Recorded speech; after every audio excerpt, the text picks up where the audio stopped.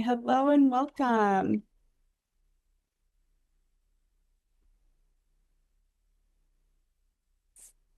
We're excited to have folks attending our Why I Chose Social Policy virtual info session today.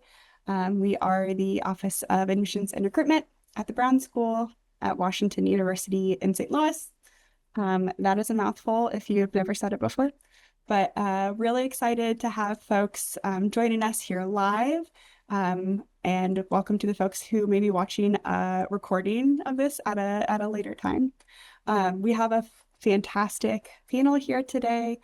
We have a mix of faculty as well as current MSP students who are going to share a bit about their experiences in social policy and give just a slice of some of the things that you can do within this field.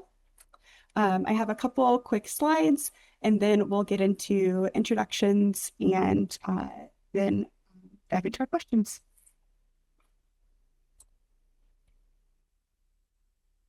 So just a couple housekeeping notes. Today's webinar is being recorded, as I mentioned.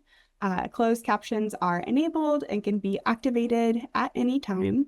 And then in Zoom webinar, we can't see or hear the audience, so we can't call on raised hands. However, we do have a Q&A feature, and if you have questions, we would love to hear them. So please submit them in the Q&A feature and not the chat. Some questions will be answered within the Q&A window by admission staff. Thank you, Clarissa, for joining us and helping with the chat feature.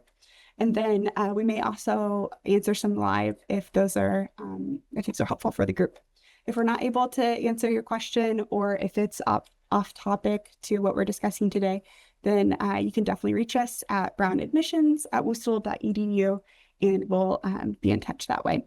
Today's topic is why I chose social policy. So we do ask that you keep those questions related to this topic. And if you have other questions, again, you can reach out to us on admissions.wusl.edu.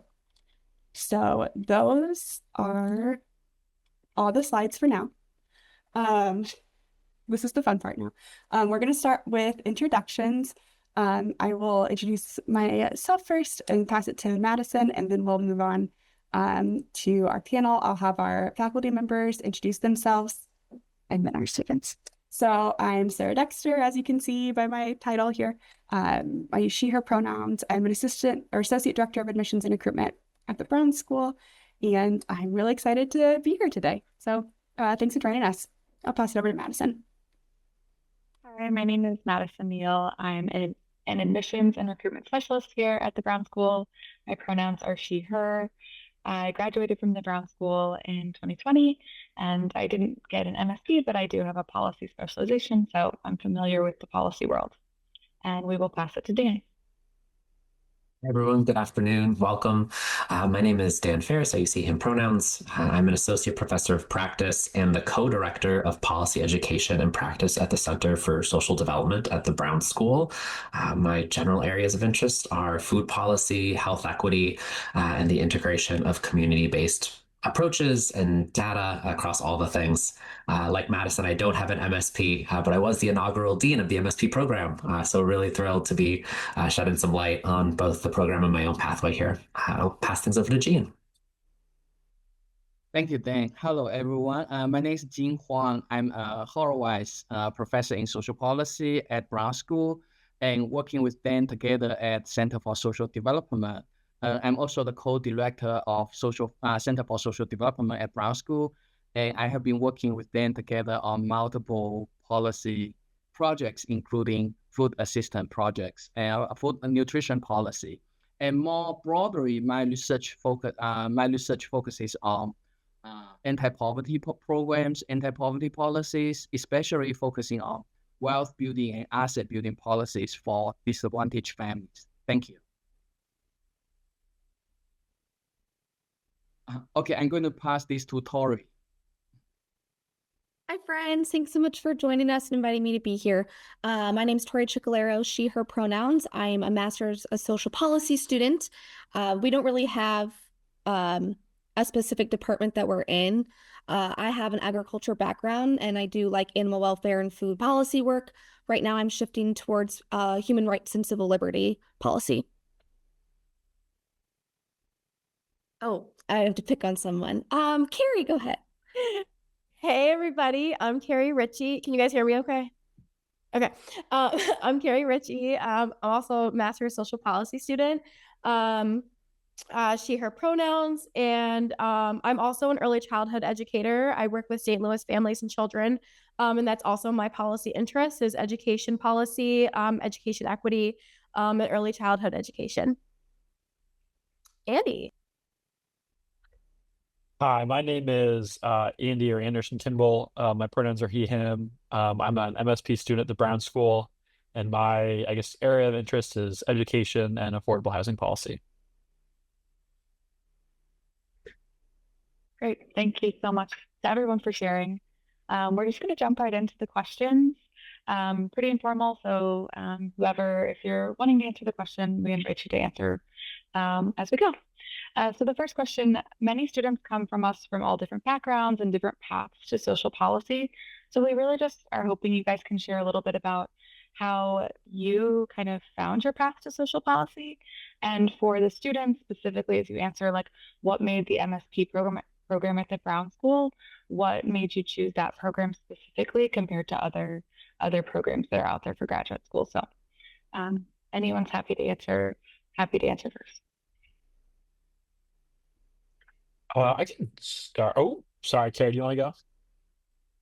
Oh yeah, sorry. Yeah, so for me, so I was a sports writer in Central Illinois for about 3 years after undergrad. And so I covered like public education, like colleges and high schools, athletics wise, and kind of found a bunch of issues in terms of like either whether that be school funding or just resources for kids and communities in general, and how that kind of inhibits social mobility in a lot of like lower income areas. And so as a sports writer, obviously there's not a whole lot I could do about that. But kind of at the Brown School, the MSP program is a really good way to kind of help me kind of change careers and go into that more.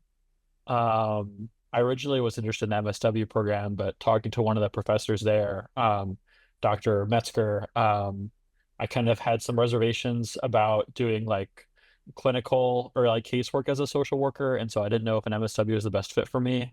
And so then she recommended this program, and this program ended up kind of being kind of more efficient than an MSW if you want to go into like a policy area, because it's 1 year and because you can take some of the classes that MSW students take, but not all of them. So it ended up just being a good fit for the career change that I wanted so far.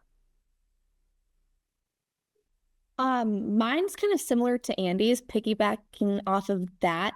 So I worked in animal welfare policy at the state level for 2 years. And similar to Andy, like I just kind of saw that there's such a cross-sector impact in policy, and I wanted to learn more about it. So I was in animal welfare, but obviously that also includes environmental policy, food policy, domestic violence policy, even housing policy. And so it kind of fell in my lap. I was born and raised in St. Louis. I always knew WashU was prestigious. And obviously, St. Louis is a small world, so you know a lot of Brown School alums. And I actually had some alums that put this program on my radar, and it was kind of I had to apply. I didn't even think about it. I don't think even a day. It just kind of made the most sense for me. And as Andy said, the 1 year is super appealing, especially since it is a full-time program, and our classes are during the day for the core classes. And so having it be 1 year and getting this quality of an education is a super big plus of the program.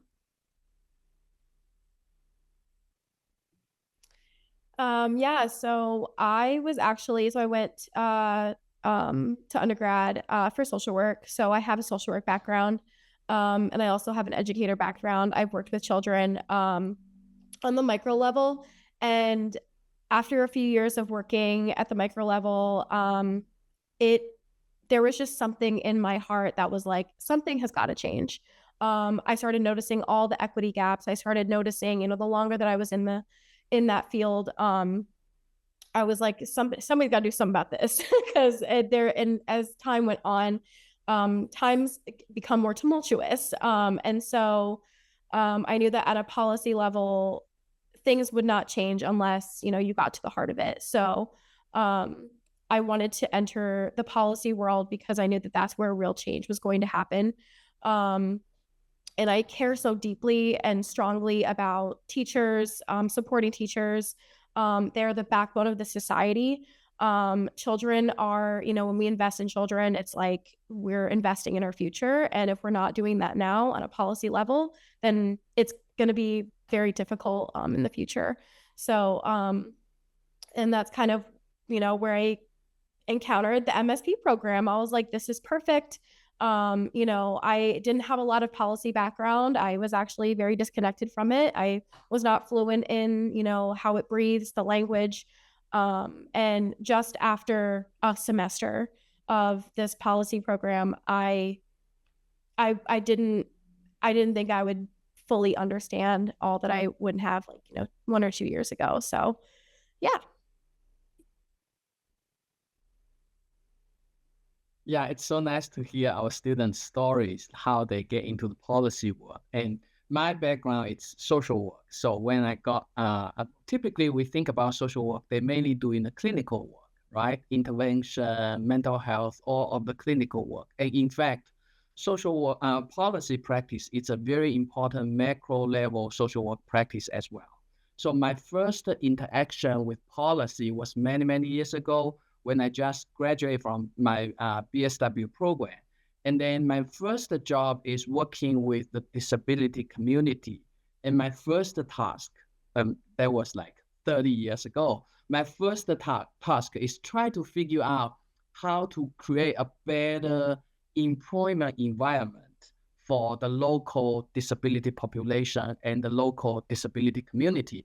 Of course, now from social work's perspective, you can think about a lot of different strategies and interventions. So for example, we can provide case management for individuals with disabilities. And we can also try to figure out, hey, whether we can provide employment training and any kind of like individual clinical services for the youth and the young adults with disabilities. So we have multiple levels of strategies to address this big issue in our city. So that city has, back in China, it's a huge city with more than 30 million of population. However, at the same time, we really want to do something different at macro level to create a more equal opportunities, not just individual level intervention, kind of policy level, structural level, or institutional level environment to really provide equal opportunities for all individuals. So going back to Carrie's comments, we really want to make change at large scale, right? That's the passion, that's the mission we have. And that's kind of the first policy project as a social worker, I interact with like 30 years ago. And we create a new policy at city level, basically asking all employees, they have to recruit, they have to hire like 0.8%, no, 0.8%, yes. Like if they hire 100 employees, they have to hire nearly one individual with disability. So that's a large scale level policy change. And if they're not going to do that, this policy is going to require they provide funding, kind of tax to support training, education, job training, all of those kind of employment-based related services for individuals with disability. So that's kind of my first policy project, and that policy is still working in the city in China, like after 30 years, and we accumulate tons of tax funds to provide training and employment education for individuals with disabilities. So I think the policy work works very well with other intervention to support the population we care about, to support the change we really want to achieve. I'll quickly offer that politics brought me to policy and therefore also to the Brown School. As Jean was saying, this idea about working in change and connecting our passions to real world impact are what drove a lot of my earlier career choices and what I was focusing my time on. So I spent about a decade before the Brown School working with organizations and community-based groups around poverty, healthcare, chronic disease prevention, and the structural conditions that shape health. What pulled me to the Brown School specifically was its commitment to practice-grounded scholarship. So I wasn't interested in research or practice that was done in isolation of community and policymakers, just to sit on a shelf. So to speak, the Brown School is a real pioneer in implementation science and understanding the gap and barriers from translating research into practice and into policy. And so the Brown School's been just an absolutely an incredible place for me to grow personally and professionally, and excited just to share a little bit more as we keep going. Thank you so much to everyone. The next question is very similar to that. We get a lot of even questions when we're recruiting or when we're talking to prospective students about just asking what is social policy. So how would you describe social policy to someone who's never heard of it before? Maybe they've heard of it, but they have no context. And what makes this field unique?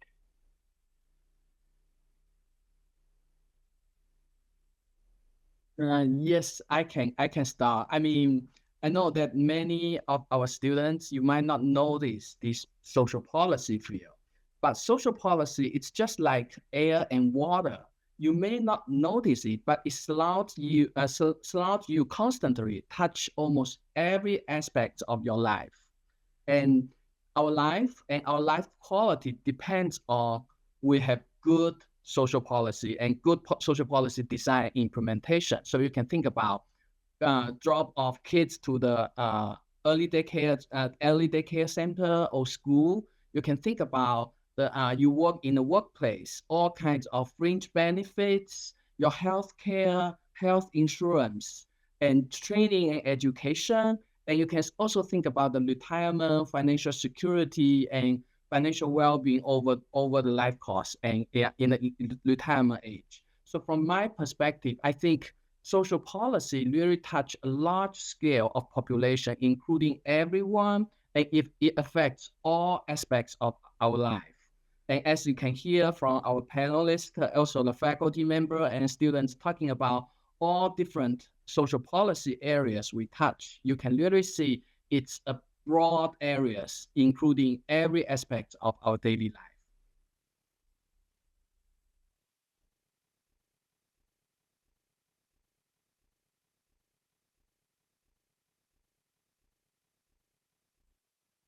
Yeah, I mean, I think for me, like it kind of boils down to like the politics of like people and how they interact with each other, how like the like I guess governmental system like allows them to interact with each other. Like if you look at any community, like it's built by a lot of political choices. Like, is there public transit there?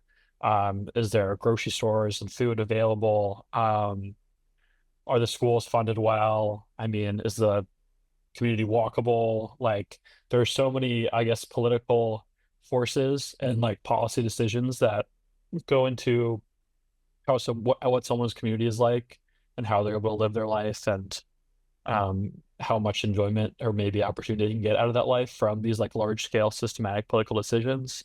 And I think my kind of idea of social policy is um, looking at those systems and making sure that they're like making those decisions to give the best outcomes to people, making these like top level systems kind of have the best outcomes and for like people at like the lower like personal level, if that makes sense. I'll just follow that quickly to say I absolutely think that policy is people, especially social policy, that those two things are really interconnected and that social policy is an important lens. To kind of flip the question around, which I think I found really helpful in terms of disentangling the like need to like have like a really like strict narrow definition of something and a really broad abstract always evolving concept. And also I was like, what isn't social policy? When we're thinking about the different ways that we can have on-ramps, springboards, into the work that we're interested in doing. Yeah, I mean, very briefly put, for people that believe that everything is connected, that's what social policy is. Everything is connected. There are overlaps. It's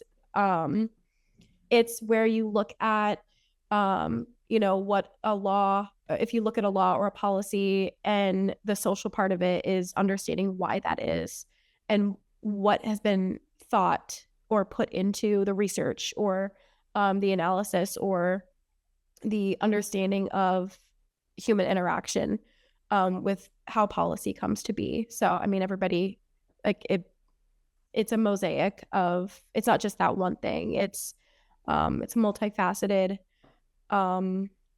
into why something is the way that it is, why a city breathes the way that it breathes. Yeah. Thank you all. I think that was really, really helpful. Oh yeah, Jean, go ahead. Can I add something on this conversation? I think I like all of these responses, and I just want to add, from my view, the nature of social policy, it's just the distribution of resources. That's the key nature of social policy, because it's about distribution of benefits and resources. It also means it's the distribution of future opportunity. So if we want to make sure we have good future of opportunity, equal future opportunities for all people, it's very important to think about these social policy infrastructure. Thank you. I think that's a really great point. And Madison, I'm gonna pop around our questions a little bit because I think that goes really well into a question that we have. We often get folks who care deeply about their communities, about people, society. So for someone who cares deeply about social justice, but isn't sure where they fit potentially, how would you help them discern whether social policy might be a place to that? And I think that fits along very well with what you're saying, Jean. I can go ahead and answer that. I think about the policy ecosystem web.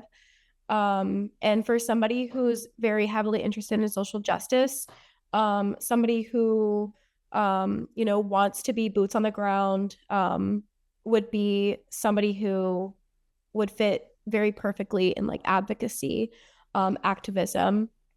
And when I think about like the policy ecosystem and it's all connected, somebody who wants to be, fluent in the language of policy, and somebody who can make those networking connections with their people in the communities that they live in or that they serve in, people that want to talk to other constituents, people that want to help other people get a better understanding of policy language, how they can get people to get up, and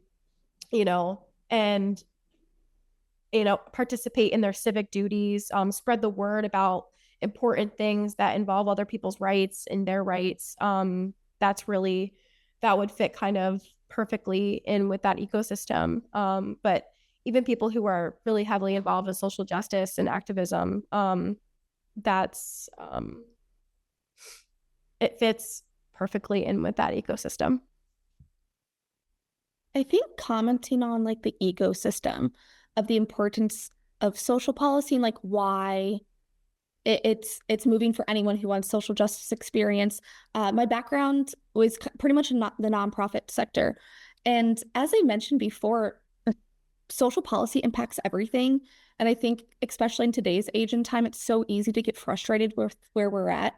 And it really does impact every single sector, whether that's local, state, or federal level, something as simple as funding. And every single sector feels the policy decisions being made. And so I think that social policy is a space for people to come together in shared frustration, but you also like find your community at the same time. When I started in August, I never thought that I would have like 16 best friends. We all don't have the same views, but we all give each other hope. We all educate one another. And so I think it's just so important with social policy. We see this community, but it's also this cross-sector effect of we're all helping each other out in our own fields. And that's going to make our society so much more successful when we come together in that way. And social policy is just the space to do it.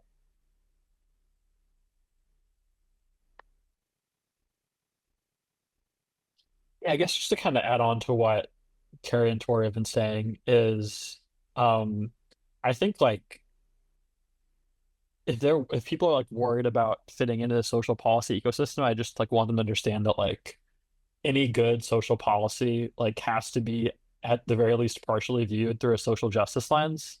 Like especially if you're looking at like anti-poverty policy, like that needs to include like social justice elements, or else it's not going to be fully effective. So like I think like I wouldn't worry too much because like social policy needs social justice like very much. Like that's an integral part to how it'll work properly. So I think like as someone who's working in social policy, like I would very much want the people joining it to like at, if they don't have a background, at least an interest in social justice, or at the very least an interest in including that in their policy. So I think they kind of go hand in hand and are very important to each other.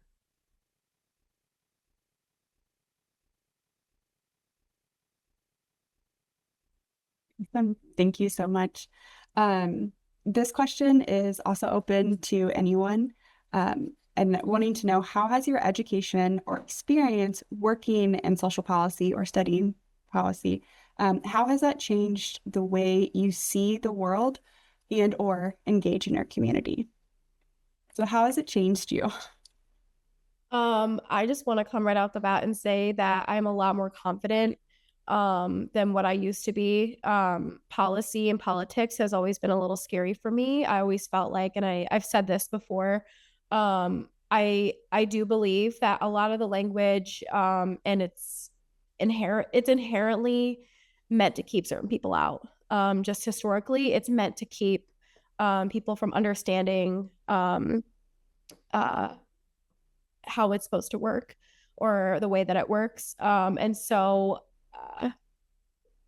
I think before I entered the world of policy, again, like I didn't understand the language. I didn't understand like how things affected me. I knew at a very basic level, and it kind of bothered me that I didn't. And so the social policy program, I think one, being surrounded by people who were on different stages of learning that, but then also having professors and other people, other professionals that I've been exposed to, having, you know, that fluency really helped me feel I had that humility about like, well, I'm still learning this, but also, again, like I'm a lot more confident. When we went to Washington, D.C. last week, we met with legislators and their teams. And I think it's very nerve-wracking to talk to senators, especially for somebody who doesn't really have a background in policy or an experience. And then I'm, you know, walking out of the meetings and I'm like, oh, they're just like me. they're just like me.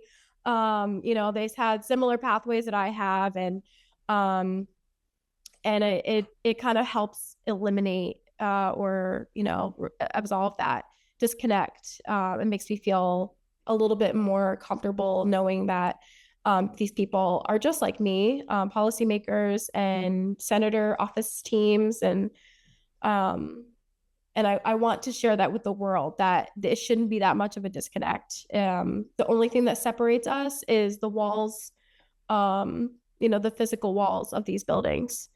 So, yeah. I love this question. And Kira, I loved your response too. And this piggybacks off of what I'm about to say.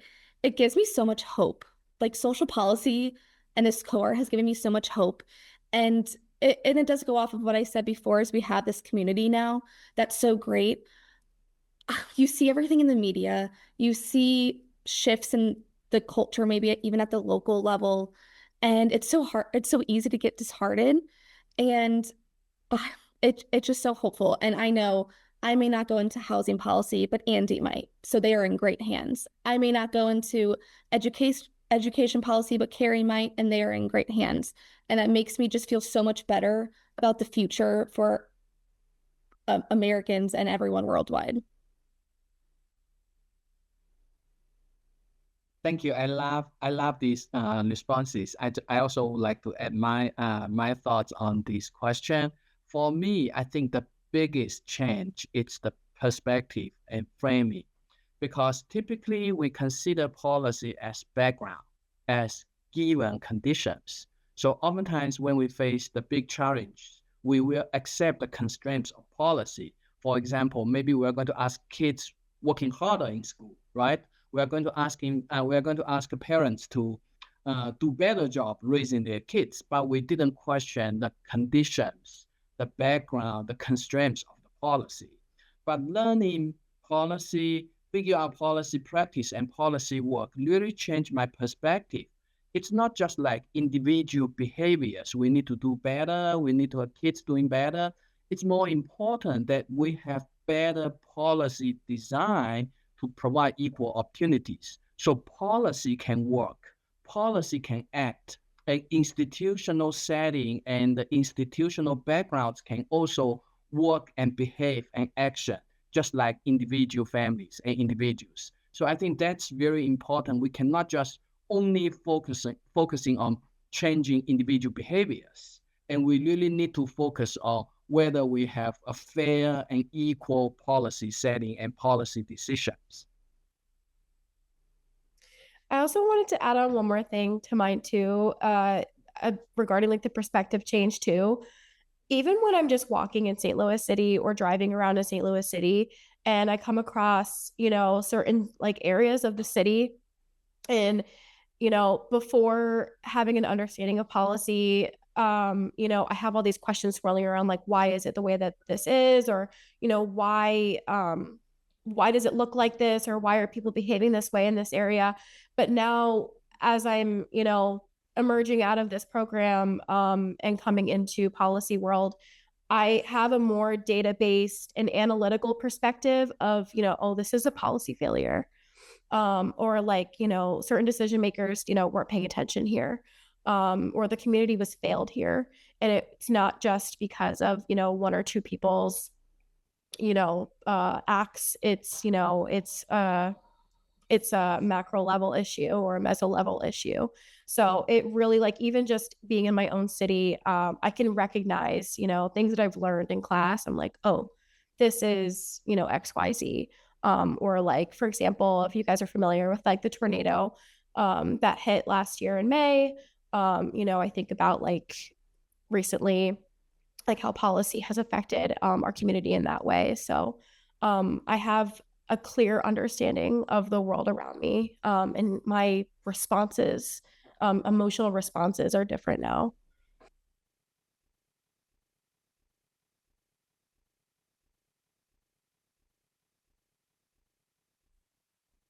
Thank you, everyone. We'll just switch to a little bit of a fun question.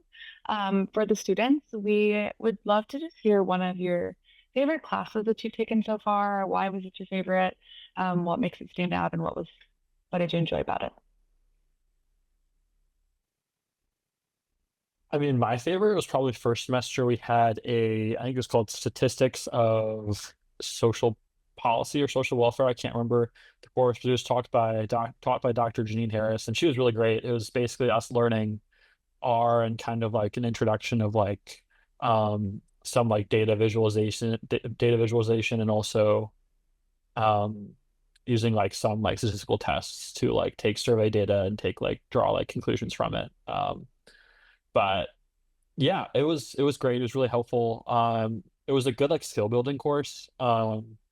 I interviewed for an internship last week, and like we talked about like me using R and like being able to use that for them to help. And so that's a skill that I think will be very important for me in my career. And I think there are a couple good skill-based courses too, like that one. I didn't always enjoy econ, but that one was really helpful too. It gave me an understanding of kind of economic theory to help inform me when I go into like housing or education policy. But yeah. Okay, I have two. No, okay, hold on. I have a top one. Our DC class that Kara and I just got back from on Thursday, it was wonderful. So it's open to, I think, all students, because we did have some public health students and two social work students, but most of the class was social policy students. And so we got to go up there, got class credit for it. You can apply for a scholarship, so most of your costs are covered. We got to have meetings with some Brown School alums and also just connections that we've made Some work for House of Representative members. We met with National Coalition of Jewish Women to talk about some civil rights that they're working on and abortion access. We talked with Big Brother, Big Sister on like the nonprofit sector side.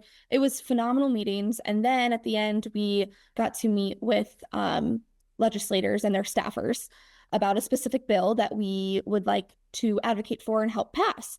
And it was great. And I think that going into this field, I don't really have any backgrounds of federal policy work.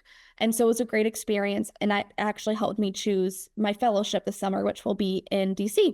So super excited about that. And I don't know where I would have been if I didn't take that class.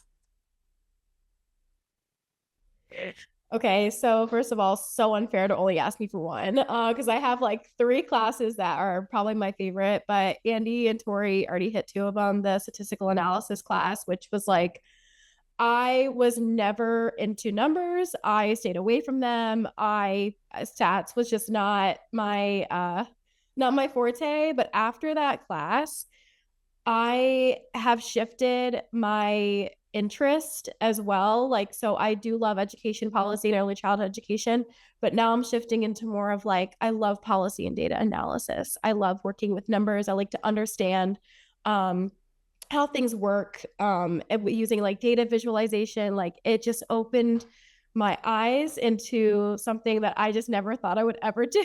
So yeah, statistical analysis was amazing. Coding was so cool. And then, the Washington, D.C. class was amazing. Obviously love going to Washington, D.C.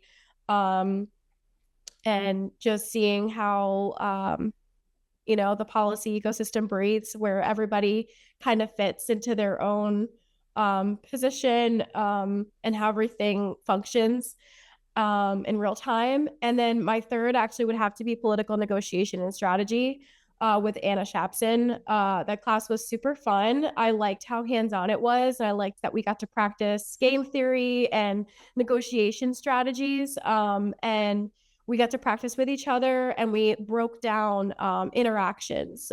So whatever, going into wherever you are in the future in policy, when you have to make negotiations with other policymakers or like funders, or if you work at like a meta level with like nonprofits and you're trying to make partnerships with other people, it has been such a helpful skill that I have put in my toolkit of, interacting with others and coming to compromise, and how can we see eye to eye with people that maybe we don't like so much, or maybe, or don't agree with, or and being able to practice like those regulation skills too, of like, you are going to have to interact with people that you don't agree with, or that you don't very like very much. And that's a very common thing that's going to happen, like, to be very candid, especially in the political environment. There's going to be people that you'll have to make agreements with.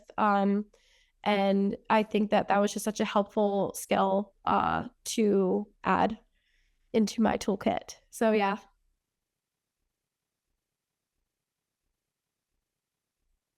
Awesome. Thank you so much. I'm sure we could talk more and more about classes, but if folks have questions about that, we can always connect out later to chat more. We have a question in the Q&A that I want to touch before we go into our final question. And so this does come up quite a bit. Maddie asked, I would love to hear about what distinguishes your graduates from those of an MPP. So we have folks who are looking at MPP, MPA, MPH, MSW, law school, like, lots of different pathways. So I'm curious if anyone here can share, maybe why they chose an MSP versus a different program. I know you spoke a little bit about the MSW already, but if folks have other thoughts about it, hear it. Yeah, Tori. I was going to say that's a great question, because that was also something that I thought about. And I think a lot of people probably look up the same question that you just asked. So for me, from my understanding, the public policy space is more like administrative, how laws work, how governance works, how a local government works, whereas public policy is more social welfare focused, or it can be, you can make it your own. And so for me, that was kind of an easy given. I would also say that Masters of Social Policy students, I think there's that diagram that is on the social policy website for WashU, but it really integrates multiple aspects. So you still may have like local government and that administration side, but you're also implementing research, lobbying, advocacy, nonprofit work. So it just covers a lot more. It's a little more broad in my opinion. And I would also add that a huge part of wanting to enter the Brown School's Masters of Social Policy is the connections that you're going to get, the networking experiences. And for me, comparing that to other master programs at other schools, maybe even in the area, that was a huge factor for me to choose WashU through the Brown School and through that program. So I'm getting a really broad education that I can put my interest to work, but I'm also networking more than I would consider like my 4 years at an undergrad.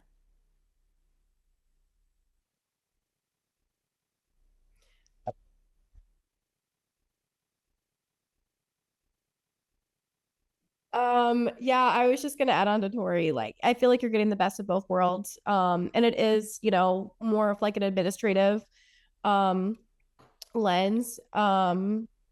And I think with social policy, you're kind of hitting all the bases because there are so many layers to policy. Like there's different orientations of it. But with, social policy orientation, you have a whole new world. And I think it's a little bit more fluid too. You can do a lot with it.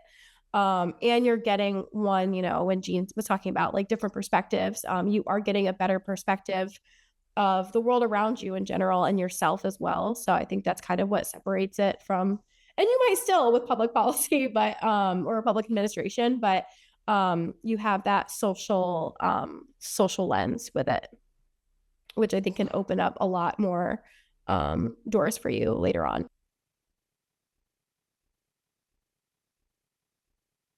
Yeah, I mean, kind of similarly, I do think it's like more of like a broad program in that a lot of like an MPP when I was looking at those programs is like, okay, like this, you're gonna learn like these specific things, but either how to be a policy analyst, like how to interact with governments or work a government job this way. Like there wasn't as much like a community focused. So like it's community activism, advocacy, or um like sort of the maybe like influencing legislators and lawmaking, but not doing the lawmaking itself or the like analysis of the laws themselves, could be a better fit if that makes sense. But like we also do learn a lot of that with our MSP program too. So I think it's just kind of getting a lot of broad skills that you can then apply in different career paths versus like with an MPP. When I had business program, it was kind of more specific training. So like since I didn't have really a specific idea of how I wanted to um, interact with the policy ecosystem after I graduated, that made the MSP a better fit for me, as well as it being a 1 year program to kind of like maybe have an expedited career change. Those were kind of the biggest differences for me when I was looking at the programs. So add to those great points, I just want to say that from my perspective, the most unique feature or advantage of our program MSP here is that it's housed in a top social work school. And as I mentioned in my experience, social policy practice to a great extent, it's also part of macro social work practice. And within, I think at Brown School, MSP and MSW, they have a lot of interactions. They share the same kind of professional and ethic values. And to a great extent, as you can imagine, social workers are the major professional workforce to deliver social policy implementation. And they are among the community, among the people, so they understand how people feel about these social policy, what kind of reaction, what kind of benefits they really get from this policy, and what kind of policy they hope to have. So as you can hear from Carrie, from Tori, and Andy, they talk about politics and advocacy. So you can only do advocacy better unless you really understand how people feel about the policy. You really understand how people are affected by policy. So from that perspective, I think this program is very strong in terms of understanding people's the impact of policy among communities and among people. And that's going to support you to do policy work much, much better.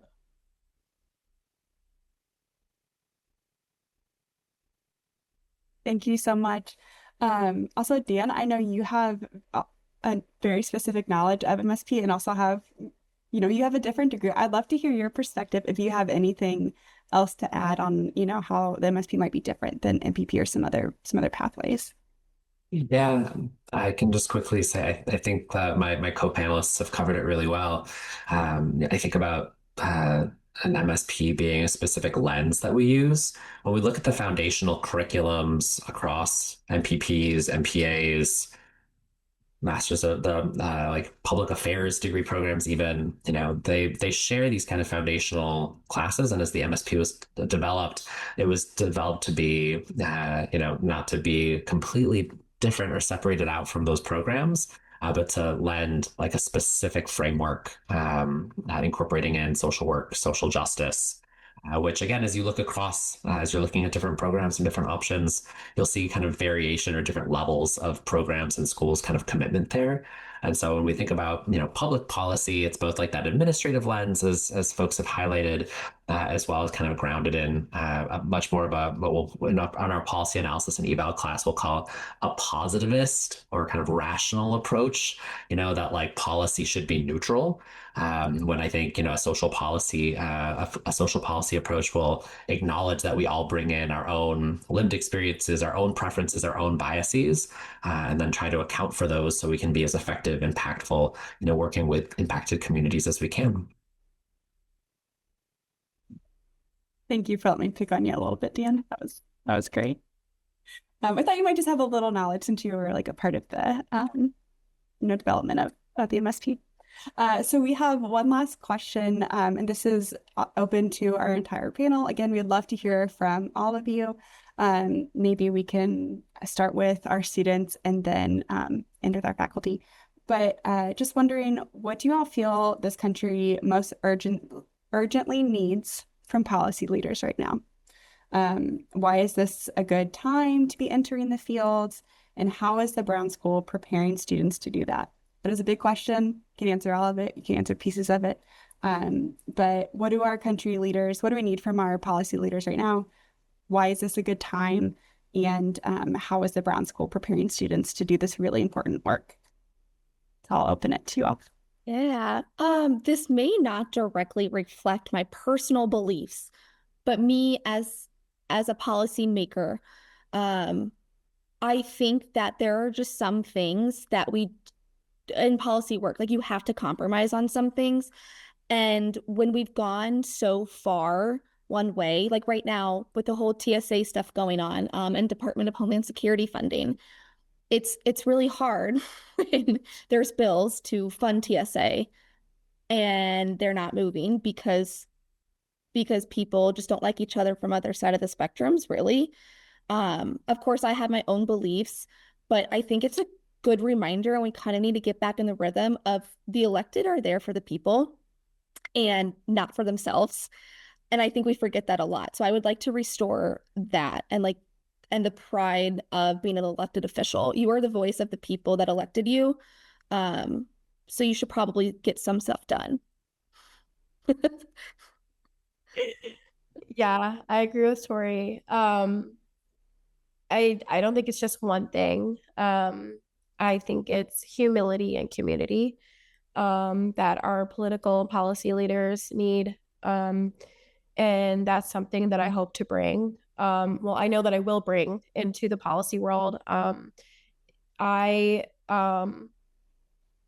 community in St. Louis has seen a lot.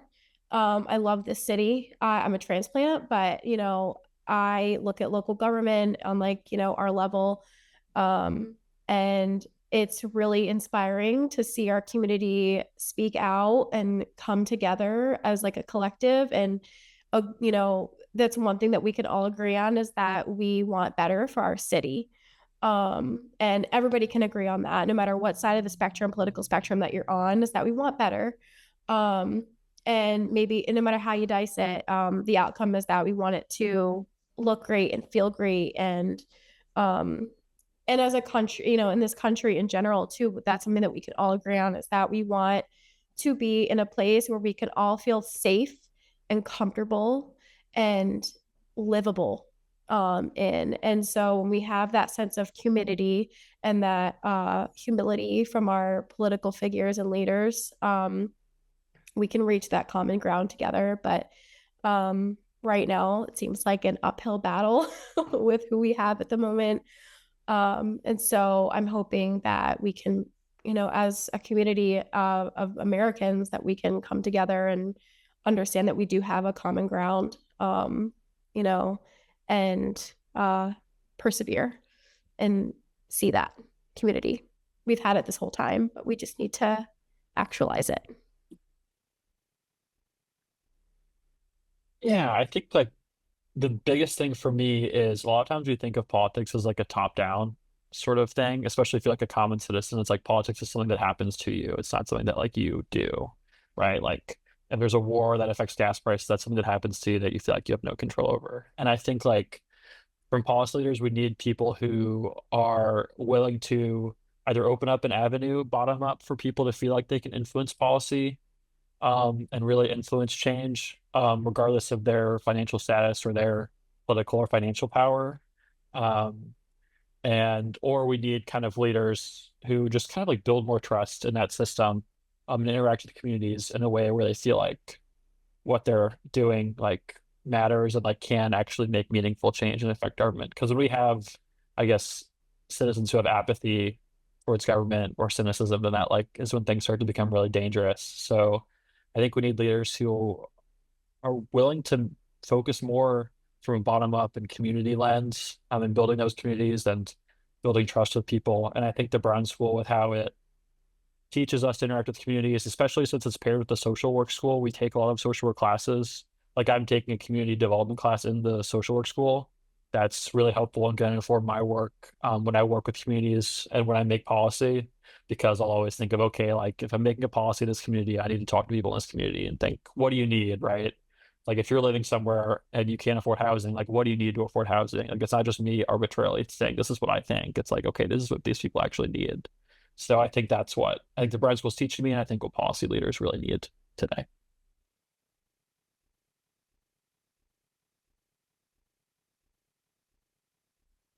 And then we'd love to have Jean and then Dan share your answers if you don't mind.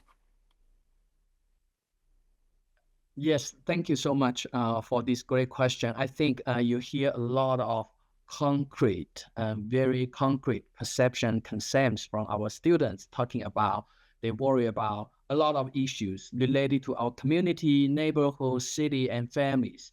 I actually would like to talk about these from a different perspective. I mean, why we have so many severe social challenges at this point? Domestically, democracy, extreme economic inequality, immigrants, and safety, a lot of these issues. And also globally, we have a lot of geopolitical stress and challenges. And in my view, all of these are related at the root about this social contract. Will be government's responsibility, will be individuals' rights and entitlement, and will be the most important reflection of this social contract, in my view. That's social policies and social policy infrastructure. Remember, I was talking about the nature of social policy is the distribution of resources and opportunities. The reason we have so many challenges we have to face, we have to solve at this point, is that because we don't have a right social policy infrastructure to distribute resources appropriately across different populations. So kind of going back to those concrete concerns, concrete worries, now it's the best timing for us to think about what kind of new social contract we are going to build. What kind of the new social policy systems we need to have to fairly, equally, and just distribution of all of these resources and opportunities to all American people and also across the global. So that's why I think now it's the best timing for us to enter this field? Great. Thanks, everybody, and thanks, Sarah.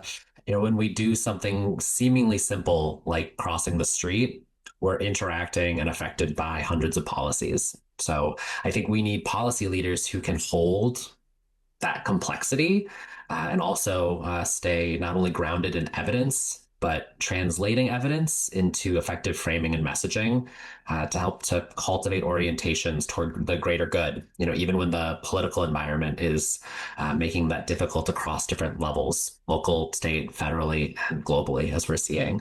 I think a lot about the work that I do in food and how decisions being made about federal food programs have immediate consequences, which get caught up in political disagreement, and then also can have generational consequences for things like health, social, and economic well-being.